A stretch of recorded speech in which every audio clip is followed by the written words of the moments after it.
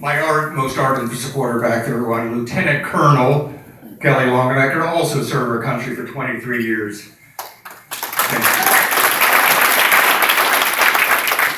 I am Ron Leach, and I am running for the privilege and honor to be the Democratic nominee to face off against our junior Senator Rand Paul in the fall election. Former farmer, high school agriculture teacher, soldier, 21 years active duty, 8 years Guard before that, former Army Green Beret, 4 combat tours between Iraq and Afghanistan, an Army trained physician assistant, now working as a civilian physician assistant with Baptist Health and Occupational Med. Love doing it. It means I get to see working Kentuckians day in and day out. Father of, we have 6 children. We're down to 3 still in high school. We're halfway there.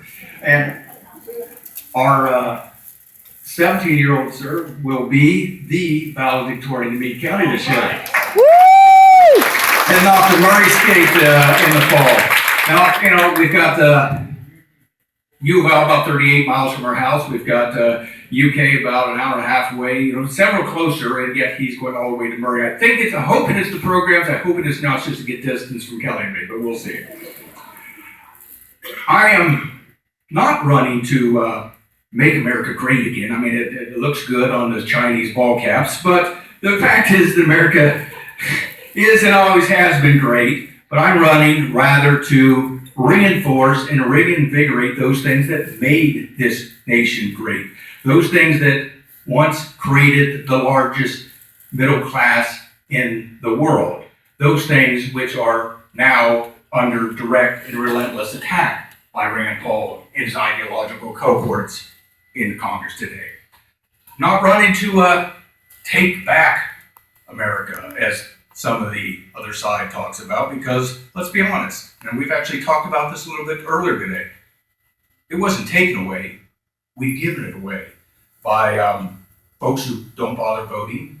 We are sliding into Afghanistan because only 16% of folks bothered voting for our current governor. Not running to ban specific religions, races from entering our country. You've heard the rhetoric on the other side. It's embarrassing. It is not the best of America.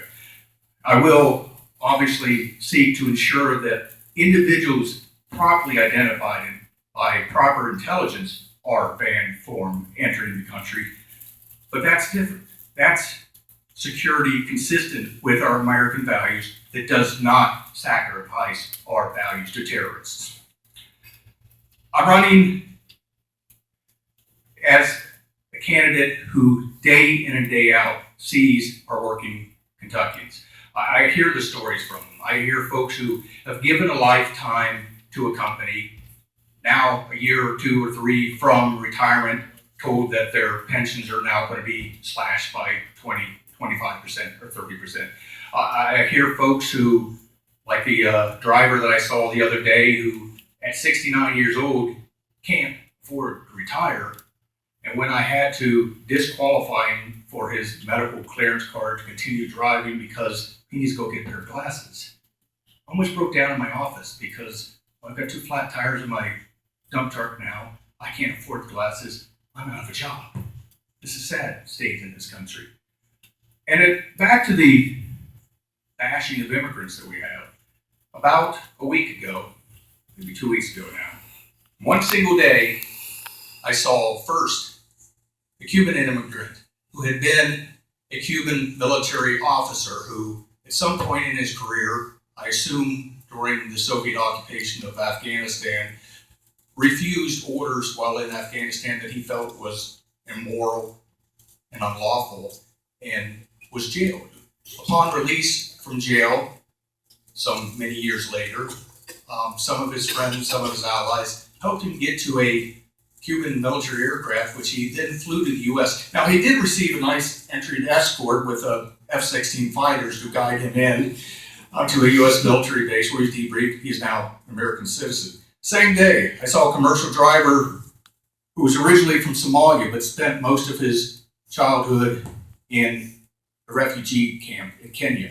Now, if you know any of the statistics of the global refugee crisis we have, the statistics are very, very poor for these folks. About a 1% chance that they will ever get out of that situation. He not only got out of here, he's here in the U.S., he's actually working and very proud to be an American. Same day, fit to duty exam for an Iraqi who had put his and his family's life on the line, serving alongside our U.S. forces in Iraq. I'm glad to have him here. And finally, an Afghan man who fled the turbulence and persecution of his homeland, first to Russia, finally to the United States. These are our new Americans, inventive, persevering, hardworking, and very thankful and proud to now be American, and I welcome them.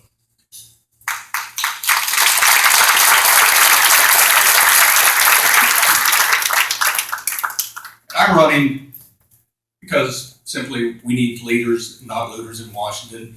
And Congressman Yarmouth, every time I say that, I think of our senior senator somehow. We need appropriate and functional government that represents us, and functional government that we also as Democrats hold accountable, as Congressman Yarmouth addressed.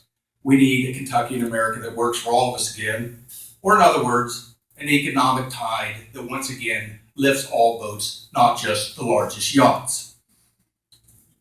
And I am specifically in this race because we cannot keep repeating the same losing strategies our statewide races and expect a different result. We can't keep running elitist, out of touch, DNC, DSCC directed campaigns centered on New York, California, and DC fundraising that bludgeons the electorate to the point that they just don't care anymore, which we have seen in a couple election cycles.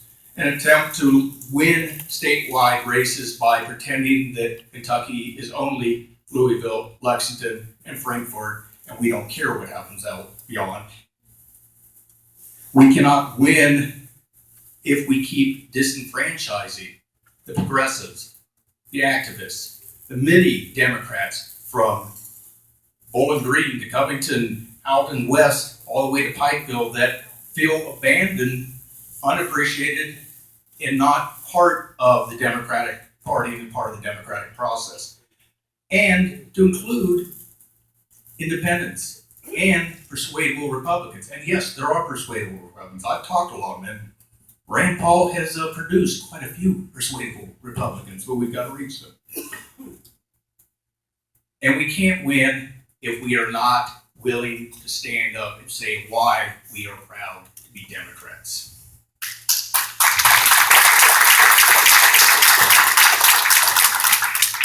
And that's one of the interesting things that I find throughout this campaign.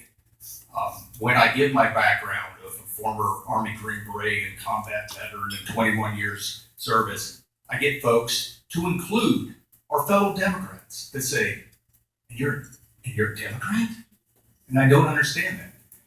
You know, since the mid-70s, we've had an all-volunteer army, military in general. And those folks are generally coming from working class families. Now, there's a sense of service and patriotism. For a lot of them, it's that opportunity to get a step up, get their feet under them, get the chance of an opportunity for education, get some, ahead in life. And when they return back, there's only one party that is fighting after they have served their country, whether that be short-term enlistment or a career in the military or multiple combat tours. There's only one party that is fighting to ensure that they can earn a living wage, and that's the Democratic Party. Therefore, I'm a soldier and a Democrat, and there is no contradiction.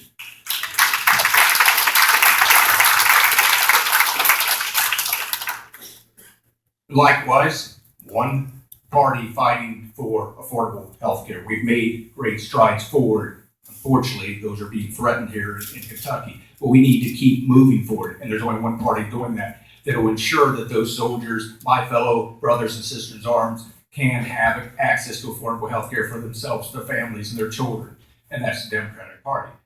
For the 5+ years that I served as an Army Special Forces Green Beret, our motto was De Oppresso Liber, liberator of the oppressed.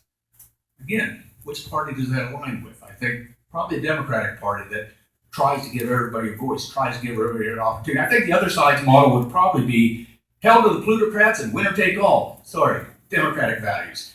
And finally, all of us that have served, and many amongst us out here, we have a sacred oath among us that we leave no one behind.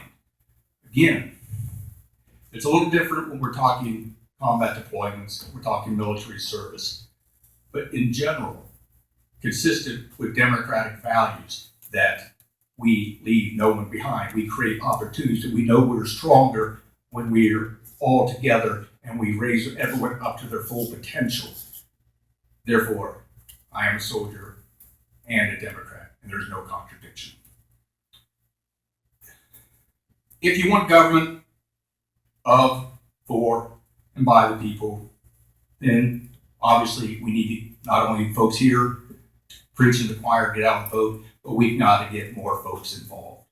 If you want a government that works for all of us again, instead of mega corporations, a few billionaires, then we need to get engaged and get active and get other like-minded folks engaged and active. Help us energize our Democratic Party. Help us spread it again throughout all 120 counties. Help us lift up the Democratic Party and lift up our fellow Kentuckians and Americans. I'm Ron Leach, and I'm running to be your voice in the U.S. Senate. Thank you very much.